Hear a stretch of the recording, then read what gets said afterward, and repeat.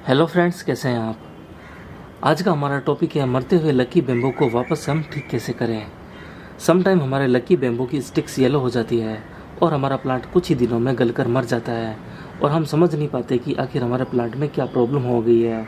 Lucky bamboo की sticks yellow होने का एक ही कारण होता है और वो होता है बैक्टीरिया और फंगस। बैक्टीरिया और फंगस के कारण ही स्टिक्स येलो होती है और प्लांट की लीव्स ड्राई हो जाती है और ड्राई येलो भी हो जाती है।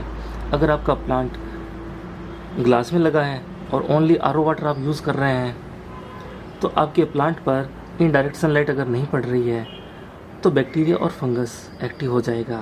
और अगर आपका प्लांट सॉइल में लगा है तो कुछ ही दिनों में उसमें फंगस और बैक्टीरिया एक्टिव हो जाएंगे, क्योंकि सॉइल के अंदर ऑलरेडी बैक्टीरिया मौजूद रहते हैं। इसलिए चाहे आप कितनी भी केयर कर लें, फंगस ज़रूर आता है। और फंगस और बैक्टीरिया के लिए एक ट्रीटमेंट करेंगे हम आज, और वो ट्रीटमेंट होगा रूट्स के लिए और हमारे बैम्बो स्टिक्स के लिए। बैम्बो की स्टिक्स के लिए हमें जो ट्रीटमेंट करना है उसके लिए सबसे पहले हमें इस सॉइल के अंदर से जितने भी स्टिक्स हैं वो बाहर निकालने होंगे और बाहर निकाल कर इन्हें हमें वॉश करना होगा।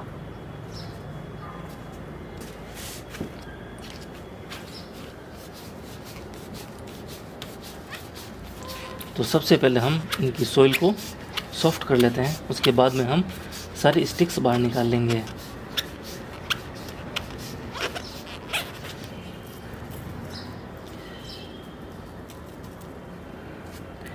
इस टाइप की जो स्टिक्स होती है वो वापस से रिकवर नहीं हो सकती, क्योंकि ये पूरी तरह से ख़त्म हो चुकी है और खोखली हो चुकी है।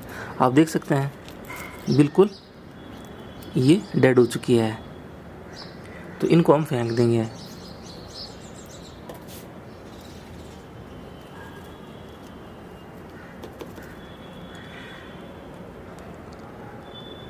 इस टाइप की ये जो स्टिक्स हैं ये वापस से रिकवर हो सकती है 70% तक।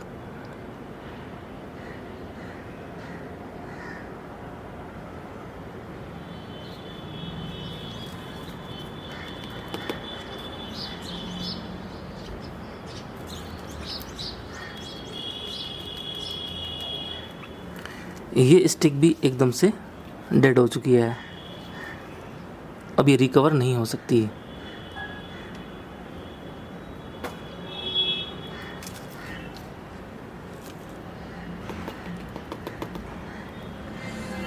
जो स्टिक आधी येलो हो और आधी ग्रीन हो वो रिकवर हो सकती है और इनकी लीव्स ड्राई होके गिर चुकी हैं।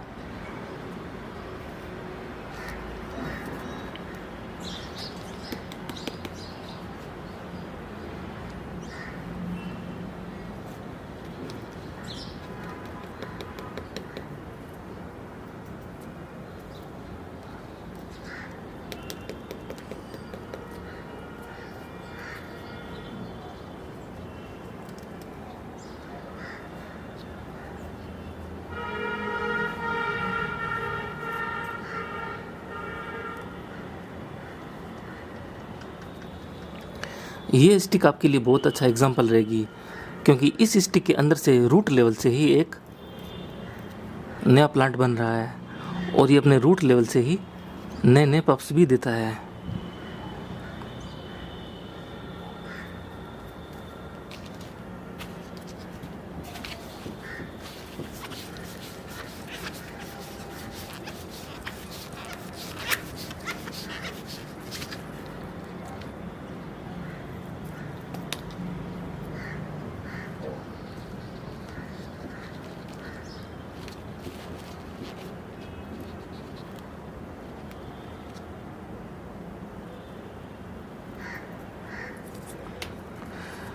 जो वाइट रूट्स आपको दिख रही हैं ये न्यू रूट्स होती हैं और जो ब्राउन रूट्स दिख रही हैं बारीक सी ये पुरानी रूट्स होती हैं।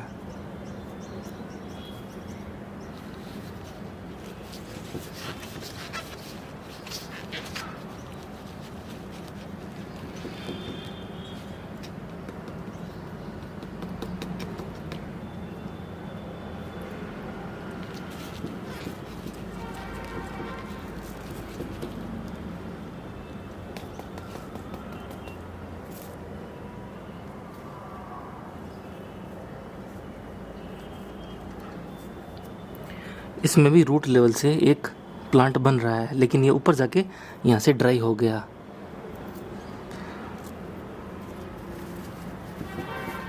तो हमारे जितने भी स्टिक्स हैं इन सबको मैं धोकर फिर आपसे मिलता हूँ। मैंने स्टिक्स को अच्छे से धो लिया है और धोने के बाद में मैं आपको एक बार और दिखा देता हूँ, अभी आपको अच्छे से समझ में आएगा। ये देखिए,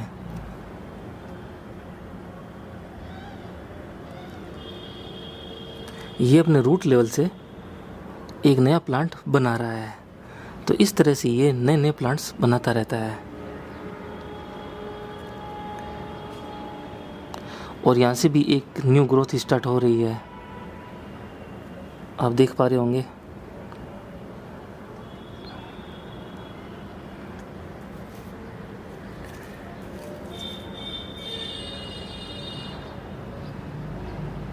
ये स्टिक मैंने आपको पहले दिखाई थी, लेकिन ये यहाँ ऊपर से ड्राई हो रही है। जो ड्राई हो रही है उसको हम तोड़ देंगे। अब ये वाला पार्ट ग्रो करेगा।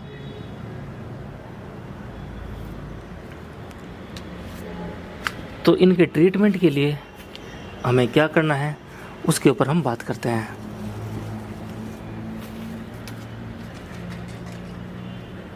सबसे पहले आपको एक डिस्पोजल लेनी है और इस डिस्पोजल के अंदर आपको भरना है पानी।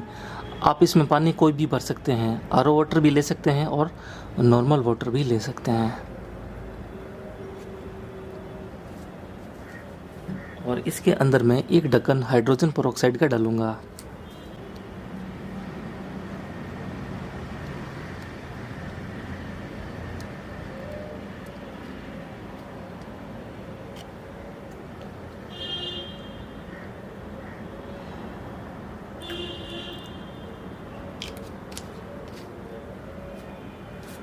ये एक ढक्कन हमने हाइड्रोजन पेरोक्साइड का डाल दिया। उसके बाद में हमें इसमें डालना है फंगीसाइड पाउडर। फंगीसाइड पाउडर आपको बिल्कुल ही हल्का सा यूज़ करना है, सिर्फ इतना। ये 5 ग्राम से भी कम है और इसमें डाल देना है और पानी में घोल देना है।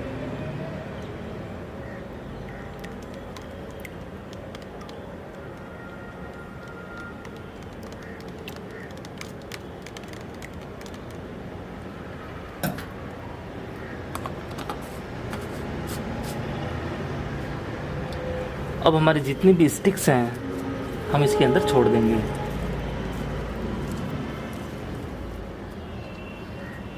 ये स्टिक्स आपको इसके अंदर रखनी है 15 मिनट तक।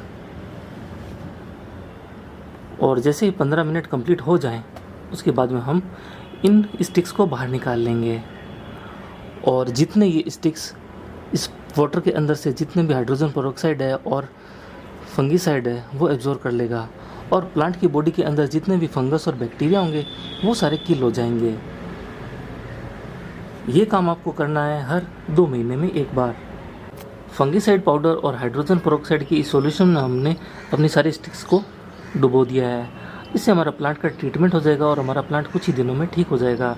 अगर आप अपने प्लांट को ओनली आरओ वाटर में ही ग्रो कर रहे हैं तो आपको क्या करना होगा, जैसे ही इस सॉल्यूशन के अंदर से हम स्टिक्स को निकालेंगे, इन जितनी भी स्टिक्स हैं इनको आपको वॉश करना होगा साफ़ पानी से। और उसके बाद में आपको आपका जो ग्लास का बाउल है उसको एक कॉटन लेनी होगी और कॉटन में आपको ये हाइड्रोजन पेरोक्साइड कॉटन पर लेके उस पॉट को आपको क्लीन करना होगा। और उसके बाद में उस पॉट के अंदर आपको पानी भरना है और वापस से ये बैम्बू स्टिक्स लगा देनी है। अगर आपका प्लांट ओनली सॉइल में लगा है तो आपको जितने भी स्टिक्स हैं ये बाहर निकाल कर साफ़ पानी से धोनी होगी। उसके बाद में आप सॉइल में ये स्टिक्स लगा दें और स्टिक्स लगाने के बाद में आपको एक डिस्पोजल लेनी है, उसमें साफ़ पानी भरना है आपको। और उसके बाद में एक ढक्कन आपको हाइड्रोजन पेरोक्साइड लेना है और बिल्कुल एक चुटकी से भी कम, जो मैंने आपको बताया था कैंची के ऊपर लेकर, उतना फंगीसाइड पाउडर सॉइल के ऊपर छिड़कना है। उससे होगा क्या कि हाइड्रोजन पेरोक्साइड और फंगीसाइड मिलकर सॉइल को वापस से फ्रेश कर देंगे और हमारी सॉइल के अंदर जितने भी फंगस और बैक्टीरिया होंगे वो सारे किल हो जाएंगे और हमारी सॉइल पहले की तरह ही एकदम यूज़ करने लायक हो जाएगी।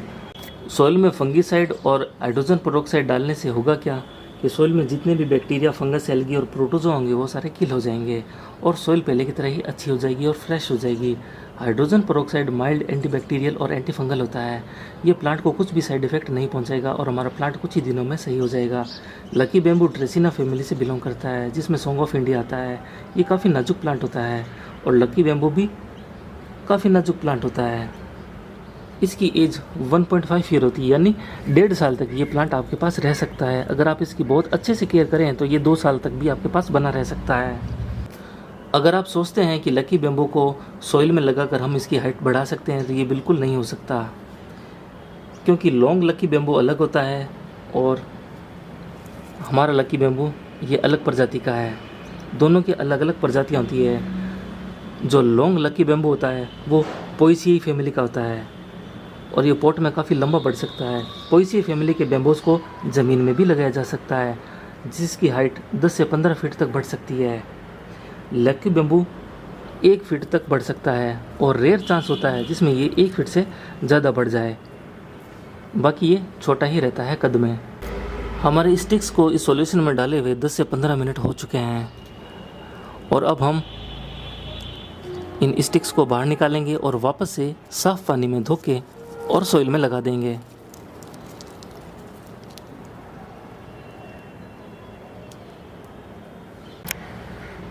स्टिक्स को धोने के बाद में हम इसे वापस से सॉइल में लगा देंगे। सॉइल में लगाने के लिए सबसे पहले हम सॉइल को पहले सॉफ्ट कर लेंगे। 1 बाय 1 हम दोनों पॉट की सॉइल को सॉफ्ट कर लेंगे और इसके लिए आपको एक टूल की ज़रूरत होगी। चाहे आप चम्मच यूज़ कर सकते हैं, कैंची यूज़ कर सकते हैं, कोई भी तीखी चीज़ यूज़ कर सकते हैं जिससे ये सॉइल थोड़ी सॉफ्ट बन जाए।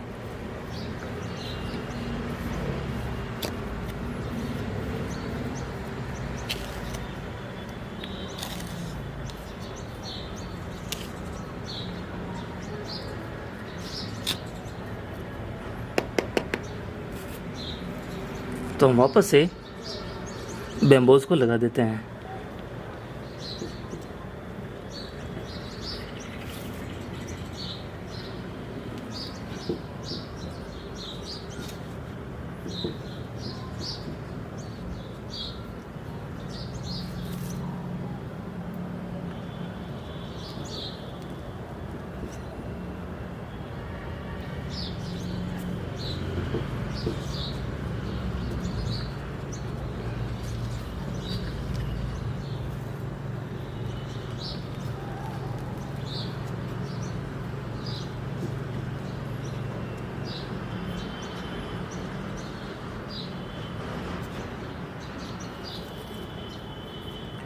और जितनी भी आपको ये ड्राई लीव्स दिखें आप इनको तोड़ दें।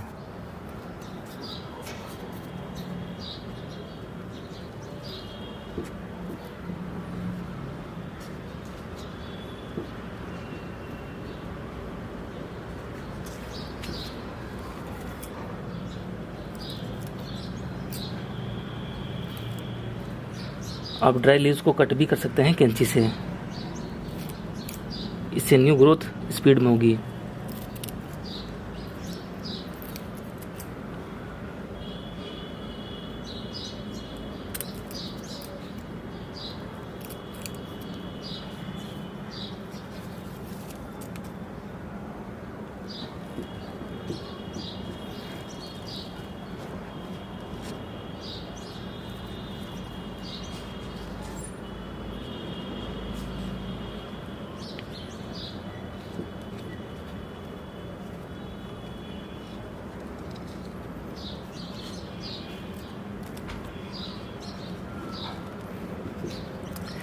इस स्टिक के अंदर से न्यू ग्रोथ स्टार्ट हो रही है, तो ये यहाँ तक ही हम सोइल में लगाएंगे, यहाँ तक ओनली।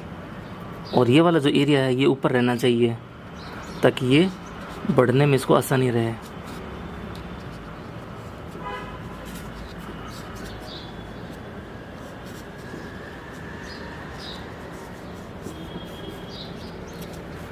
अब हम नेक्स्ट पॉट लेते हैं।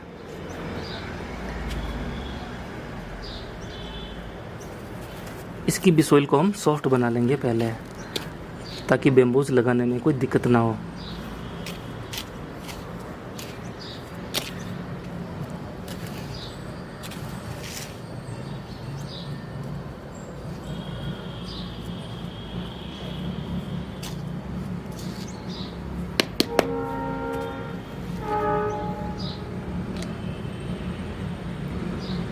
ये हम यहाँ तक ही लगाएंगे।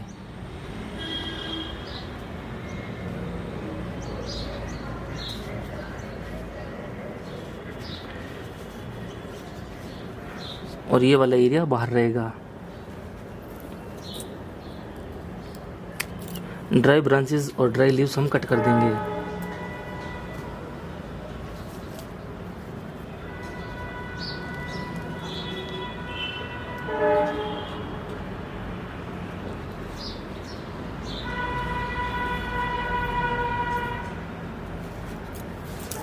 ये वाली जो ब्रांच है ये यहाँ से ड्राई हो चुकी है, तो इसको हम कट कर देंगे।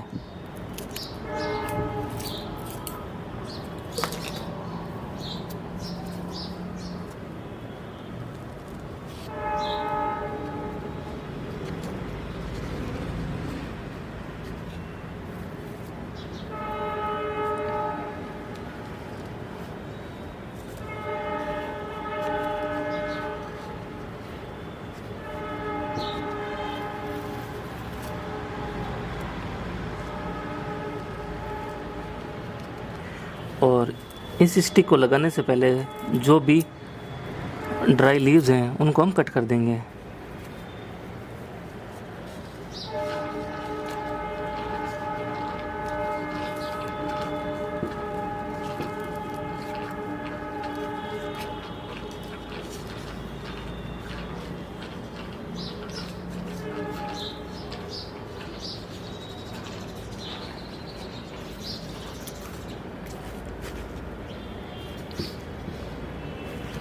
तो हमने हमारे स्टिक्स का ट्रीटमेंट कर दिया है और अब ये जो सॉल्यूशन है इसको हम थोड़ा थोड़ा अप्लाई कर देंगे हमारे सॉइल के अंदर। इससे हमारी सॉइल क्लीन हो जाएगी। लकी बैम्बू को ग्रीन और हेल्दी बनाए रखने के लिए आपको इसमें 25-25 दिनों में फर्टिलाइज़र देनी होगी। और फर्टिलाइज़र कैसे देनी है मैं आपको बताता हूँ। आपको 1 गिलास लेनी है डिस्पोजल ग्लास वर्मी कंपोस्ट, 1 लेनी है नीम खली और 1 लेनी है बोन मील, जो मैंने आपको डेंथस प्लांट केयर के वीडियो के अंदर बताया था।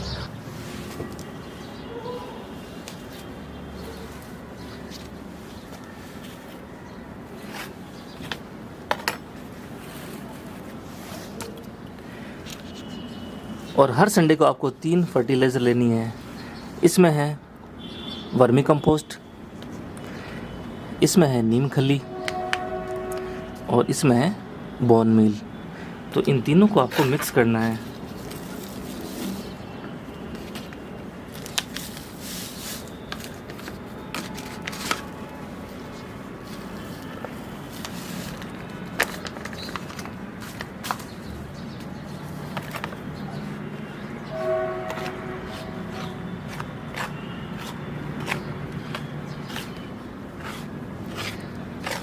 तीनों फर्टिलाइज़र को अच्छे से मिक्स करना है।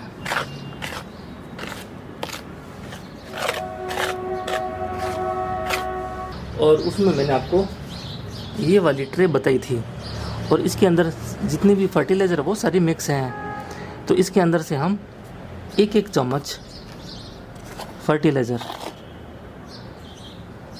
ये हमारे प्लांट में देंगे। इसमें वर्मी कंपोस्ट, नीम खली और बोन मील मिक्स है। तो इनको मिक्स करके हम 1-1 चम्मच हमारे दोनों प्लांट्स के अंदर अप्लाई कर देंगे।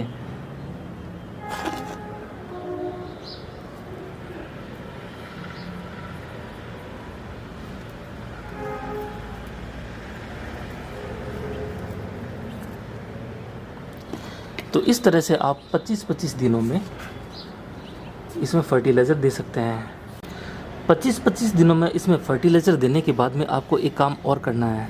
आपको हर महीने इसमें फंगीसाइड पाउडर लेना है और इतना सा, सिर्फ इतना सा सोइल के ऊपर छिड़क देना है।